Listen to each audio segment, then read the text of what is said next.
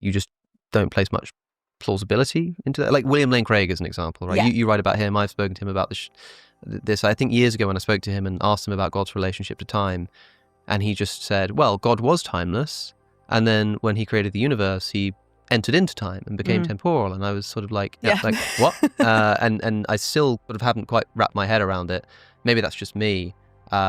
But you think it's a view that doesn't make sense to me either. No, if God was timeless before creation, then God is in a temporal relation with creation even before creation has existed, and therefore he's temporal. Yeah. So, and this is an objection that's been raised to Craig, and he hasn't come up with a compelling response, in my opinion. But he's an atheist. I think it's one of the things that he believes most deeply about the world. Really? And therefore has to come up with a way to explain relativistic physics. So he's devised this neo-Lorentzian interpretation. It's very much his baby. And it's Lorentzian in that Lorentz was committed, this physicist in the early 20th century, to the existence of a background structure that functions as an absolute frame of reference against which you can measure the absolute passage of time. Like an ether. Yes, it was the luminiferous ether, which was famously disproved by the Michelson-Morley experiment.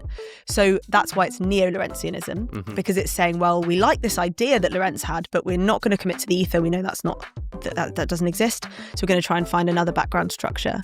But really, Craig's arguments are theological in nature. So he believes that God must be temporal and that there must be an a-theory of time for theological reasons. And unfortunately for Craig, the neo-Lorentzian interpretation of special relativity has not really taken off anywhere outside of the philosophy of religion.